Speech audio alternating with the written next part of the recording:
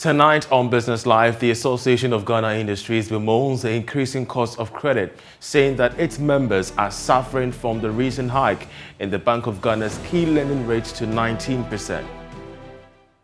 It's a difficult situation, a difficult environment now. Access to finance is becoming more and more challenging. Cost of finance is going up, and it's making it a bit difficult for businesses. So businesses are really under stress. Also, as Ghana's debt nears 400 billion cedis, economists is proposing an immediate halt in payment of per diems, that's per diems to government officials, as one of the measures to cut down on spending. Police is also about 45% of revenue. What should the government do to get out of this fiscal environment of predicament? You have to go lean. The economy can no more sustain public expenditure path. And later, the Joy Business Van gets a tour of community spaces, which is helping startups with office locations in Accra. All this and more coming up shortly. We start with commodities.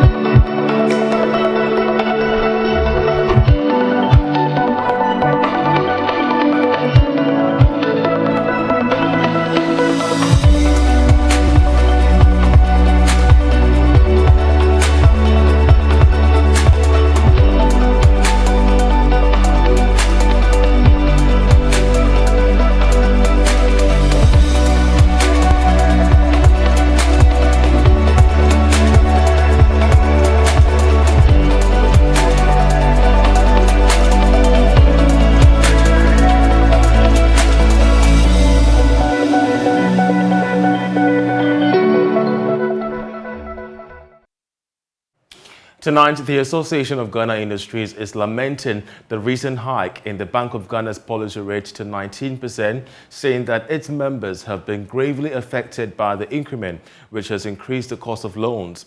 According to its Chief Executive, Sechuma Kwabwa, the policy rate hike has pushed lending rates significantly up. He, however, said that his outfit is engaging the Bank of Ghana to influence the commercial banks to provide credit to industry at a relatively lower rate. Here's more in this report. Speaking to a cross-section of the media at the Arab African Economy Summit, Mr. Kwabwa admitted that though the hike in the central bank's key lending rate is to control inflation, the move is having a great toll on industry, particularly local businesses. He further explained that the policy rate hike would derail the activities of the private sector due to high interest rates and high cost of credit. We can understand the Bank of Ghana. The policy rate is being used as a tool to slow down the inflation. So sometimes some of these measures are taken. But the bottom line is that once such measures are taken, the implication is clear. The implication is that interest rate will go up. And it gets to a point where the banks get more interested in even investing in government bonds and treasury bills and all that. It means it's crowding out private sector access to financing. And even for the private sector, even when you have access, sometimes it could be dangerous if you are picking loans at a very high interest cost. It makes it very, very, highly commercially unviable for a lot of the businesses to do. So it's really a concern that we have such situation. The question is, do we have a choice under the circumstance? Well, we can interrogate that with Bank of Ghana, whether there are other models of, managing the situation. For now, this is the arrangement or the policy rate is being used as the tool, but I think that whatever it is, whether it's the best option or not, the implication is clear, and the implication is that it denies private sector access to good money to expand and all that. So it can only be temporary. If the situation, if you don't have a choice then to go by a policy arrangement of this nature, then it can only be temporary, because if you make it too long, it will have a dire consequence on the business sector. On the way forward as an association, he indicated that his outfit is engaging the central bank to influence the commercial banks to provide credit to industries at a relatively lower rate. Well, the feedback generally is that it is a difficult situation, a difficult environment now. Access to finance is becoming more and more challenging. Cost of finance is going up, and it's making it a bit difficult for businesses. So businesses are really under stress. We have been engaging Bank of Ghana. We'll be engaging them also. In fact, this week we even have a meeting, but I won't give you details. Otherwise, you start harassing me. But the fact is that Bank of Ghana is prepared to engage us, give us reasons behind some of their actions, so that we can understand them from their perspective, and then we can also make our point and let them appreciate the implication of some of the actions on our system. I think if we understand each other and we engage, there will always be an amicable solution to some of the challenges we have as an economy, as a country, and then we move this country forward. The Monetary Policy Committee of the Bank of Ghana adjusted its key lending rate by 200 basis points from 17% to 19% in May 2022. The move was to help control the rising inflation, which had affected disposable incomes of most workers. Now, Ghana's debt is nearing 400 billion cedis, a position that increases the tendency of default in repayment of loans. Now, economist Dr. Said Boache is calling for an immediate halt in the payment of per diems to government officials and other expenditure rationalization measures if the country is to avoid the current happenings in Lebanon and Sri Lanka. The two countries have been highly exposed to increasing debt, which has consequently led to skyrocketing prices of goods and services on a daily basis. Dr. Said Boache, who is also a senior fellow at the Institute of Fiscal Studies, says authorities must find an immediate solution to the rising debt before it's too late. The country is a very dire fiscal situation. Why am I calling for this? If you look at the countries of the world, Ghana is number 3 in terms of the countries that uses the biggest portion of its revenue to service its debt. Lebanon is number 1. Number 2 is Sri Lanka. And you see, people are on the street over there. It's very serious. Lebanon is having around 50% of its revenue used to pay for interest alone. Sri Lanka is also getting there. In 2018, when Ghana was number 3, Ghana was using only 33%. Now Ghana is using, according to 2021 budget outing, 47.8%, which is virtually getting to 50% of government's entire revenue and grants being used to pay for interest alone. There is amortization. If you add it, about getting to 70% of government revenue being used to service debt alone. Compensation of employees is also about 45% of revenue. What should the government do to get out of this fiscal environment or predicament? You have to go lean. The economy can no more sustain public expenditure pattern. But we know that the government announced some cost-cutting measures some time ago in the face of a rising debt. Aren't those far-reaching enough? I call it cosmetics. In fact, when they went to pay them, what they call pediatric launch, I thought they were looking at seriously cutting expenditure. They came and they said coupons were going to be reduced by 30%. The question is, why do you need those coupons? You have free cars, you have drivers, and the country is also giving you free coupons? Come on, you have to be serious. If you don't get serious and solve the country's fiscal difficulties, what is happening to Lebanon and Sri Lanka can come to Ghana. The case could be on the street very soon. Well, the Ghana Revenue Authority will soon launch the automation of all tax clearing certificates. Now, this is part of moves to migrate all payment of tax digitally while ensuring tax compliance. According to its Commissioner General, Reverend Dr. Amisha Dawoso Amwa, this will be done in 2 ways, via a USSD code and a Ghana card. He disclosed this at a panel discussion at the just-ended 6th Ghana CU Summit. And I also want to assure that we have gone very far in terms of automating the tax clearance certificate. And therefore, we are coming to a point where you don't need to now write and apply, and we will launch it very soon. But you'll be able to have your tax status. And we are doing it in 2 ways. We are doing it through a USSD code such that if you put your USSD code *222# and you put in your Ghana card number, it will tell you whether you are compliant or you are not compliant. And if you go onto our website, also we'll have a portal there. If you put in your tax certificate, and therefore we are going to work, and the Vice President is supporting us on this, where we are linking up with all the other agencies.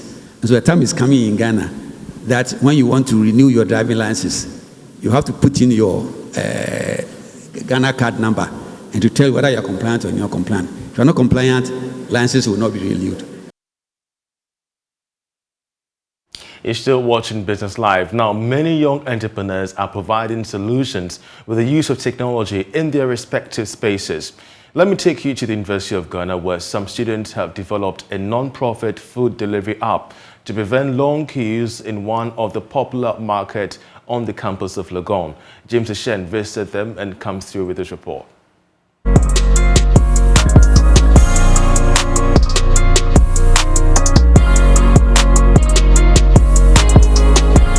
I think students are still glued to the theoretical aspect of the respective courses they offer in school. Then wait a minute, here on Legon campus, some 4 students have come together and they've developed an app that helps students get food to and fro. The name of the app is Night Market. A night market is a common market here on Legon campus. Follow me as we get in touch with them and know how this idea came about.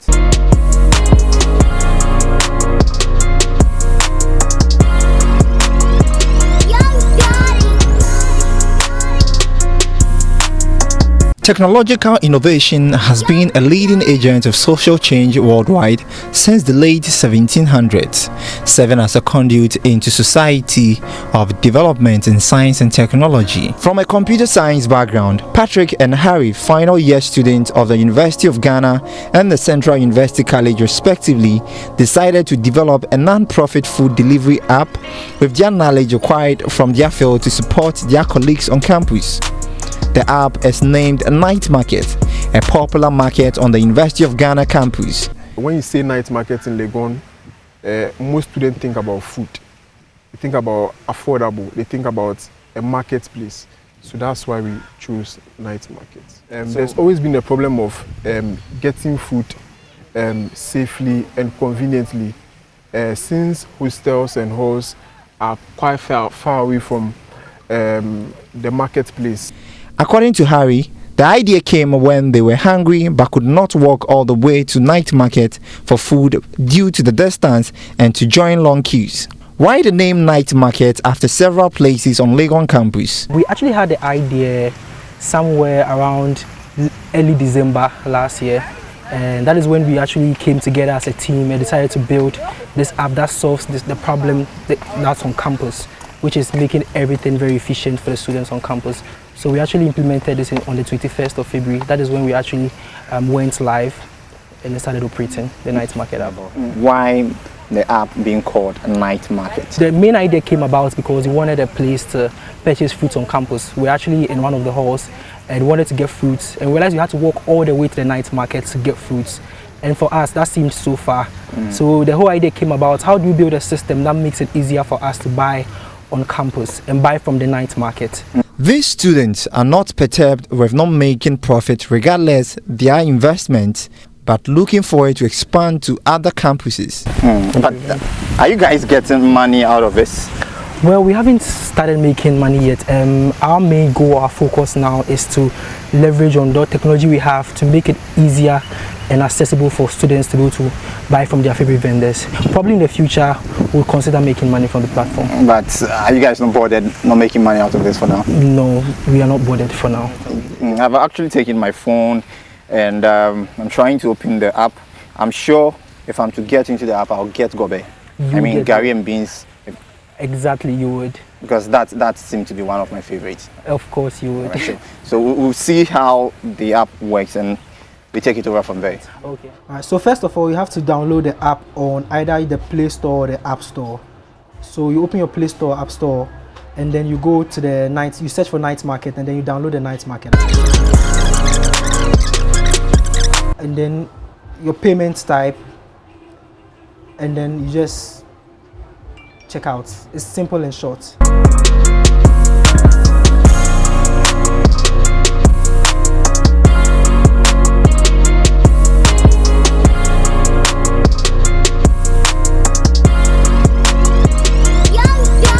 It's been 4 months of operations. What are some of the challenges these students face operating a non-profit food delivery app? What has been some of the challenges? Well, I think the challenge, first of all, has had to be how do we get some vendors who are not tech savvy to use the vendor platform. Because what we call ourselves is, we actually call ourselves more of like a technology layer that connects the vendors to the students, right? And we act as the intermediary, that's the layer.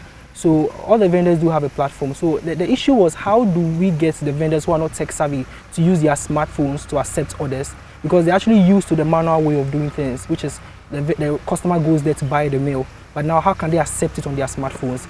That has been a challenge, the initial challenge for us. The second challenge has had to do with resources, because how do we partner with delivery agents to deliver seamlessly, right? So these are the two major issues that we faced with how to, run the night market app. Some students shared their experiences using the night market app. Ahead of the app recently, we've started exams, and so I need more time to study. So I decided to download the app to help me to avoid wasting time when purchasing food. It really helped me, because unlike before, I come to spend more than an hour here just to purchase food. So within 30 minutes, we are able to get our food. So it's better than coming all the way to this place. The reason why I was using the Night Market app was because of two reasons. Firstly, to skip the queue on campus when I'm trying to purchase food from the vendors.